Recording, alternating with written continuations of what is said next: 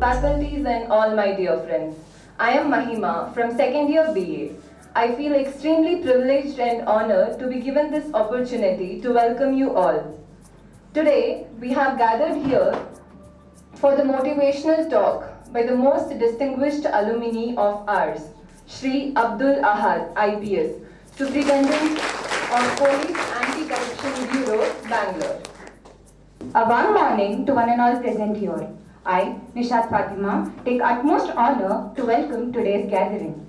I feel extremely privileged to welcome the guest of honor of today's event, Shri Abdul Ahad, IPS, and alumni of Universal Group of Institutions. We welcome you, sir.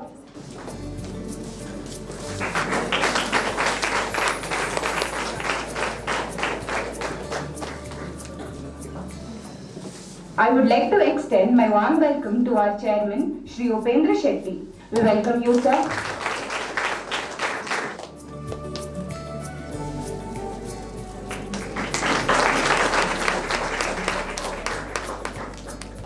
I would like to welcome our director, Major Monnappa. We welcome you, sir. I would like to extend my welcome to the principal of Universal Group of Institutions. We welcome you, sir. I would also like to welcome the teaching, non-teaching staff and the students of the Universal Group of Institutions. Thank you. Good morning, everyone. It gives me immense pleasure to introduce the guest of honor of the day, Shri Abdul Ahad, IPS Superintendent of Police, ACB, Bangalore. He is a native of Puttige, Dakshina Kannada district. He completed his primary schooling from St. Ignatius Primary School in Puttige and high school from Jain High School, Mudabidri, followed by pre-university from Jain PU College, Mudabidri. He is a BA graduate from St. Joseph College, Bangalore.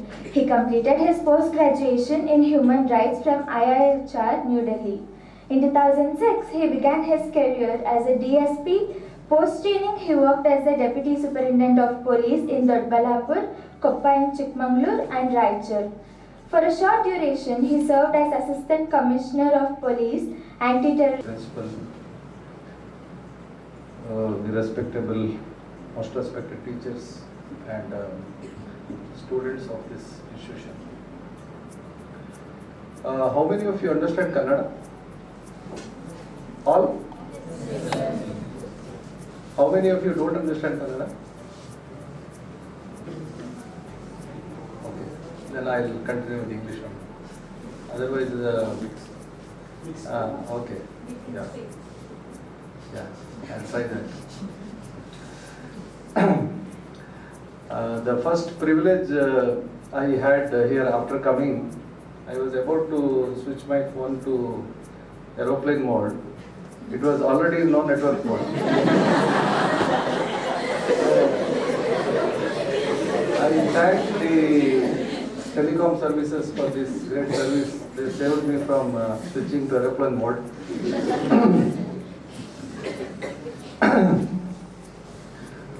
And I used to be like you, but I was not a very regular student, I believe. I came for mains for a few classes like Jojo Matthews and even almost regular course main as a, not as a, I was not a resident here. There was no residential training during those days. That started quite a bit later, but my niece studied here. She will be giving her exam this time. So let me straight away come to the point. Right now I represent the Anti-Corruption Bureau. So before understanding the functions, actually you were supposed to visit, but my boss advised me that it is better that I go and address, because we don't have such a big hall. First of all, in Anti-Corruption Bureau headquarters is in Khanija Bhavan, which is a very expensive place. For the convenience of people, it has been done in that area, so we cannot accommodate you all. So for me, it was an opportunity to come here also. So that way I came here.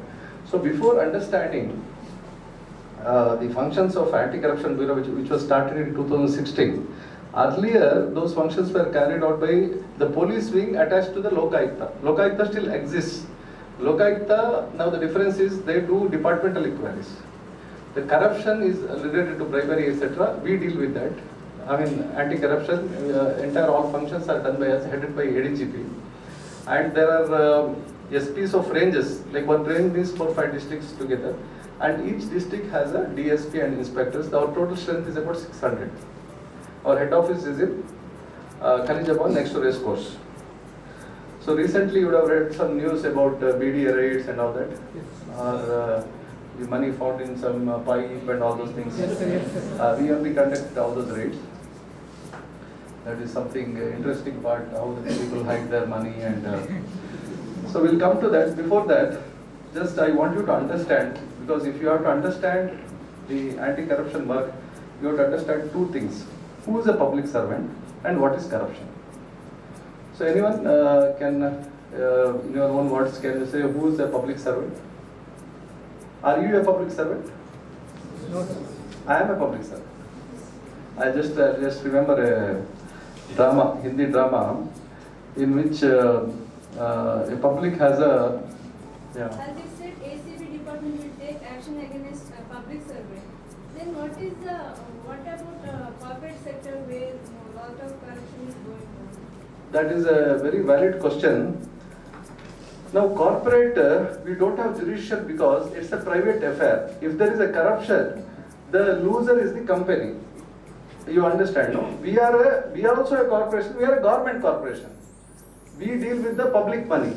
So if, for example, in a corporate sector, he appoints some HR appoints some inefficient people by taking money, who loses? The company loses. The company, who invests in company? The private persons have invested. But of course, it can become an offense and it can be investigated in normal course, like cheating. If some corporate person has taken some money and not given appointment to somebody, or somebody has done some corporate fraud, then that will be investigated under Companies Act. That becomes a different game.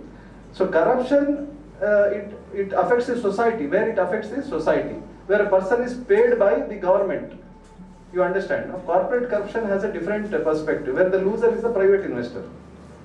Unless he can find, if he finds his employee corrupt, he can either remove him or he can give a complaint to the local police station.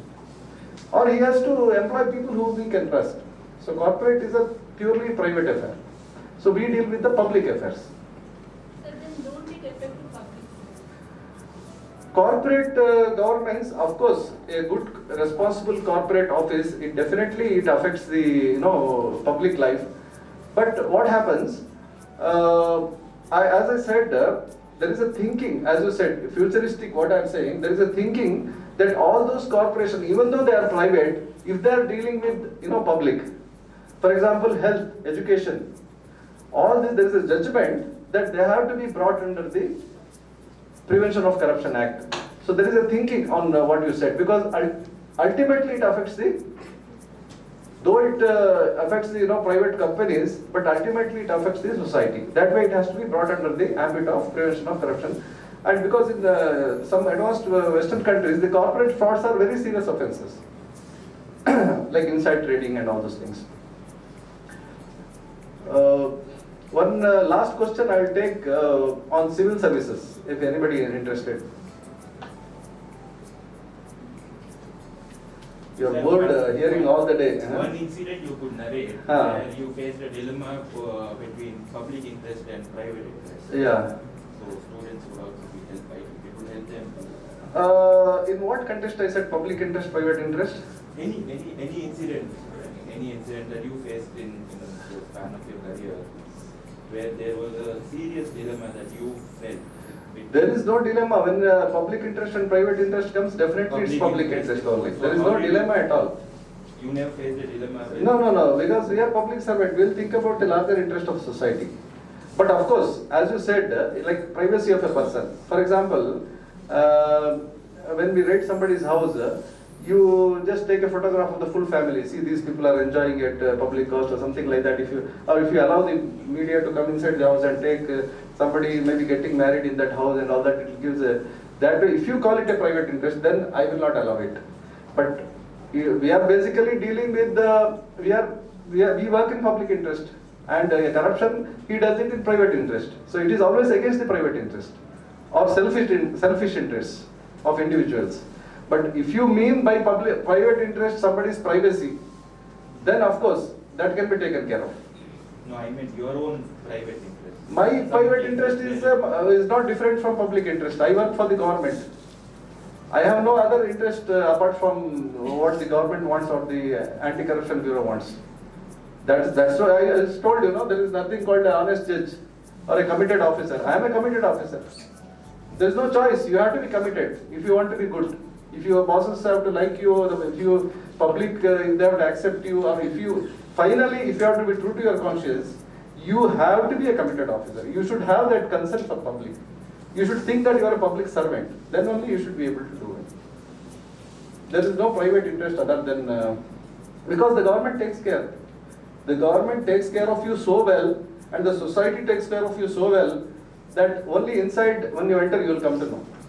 You don't have to worry about yourself. The moment somebody gets into top public services, you just have to forget your private interest. That is taken care. And in spite of that, you want to, become corrupt and all, only God can help. Thank you so much. Thank you so much for motivating us.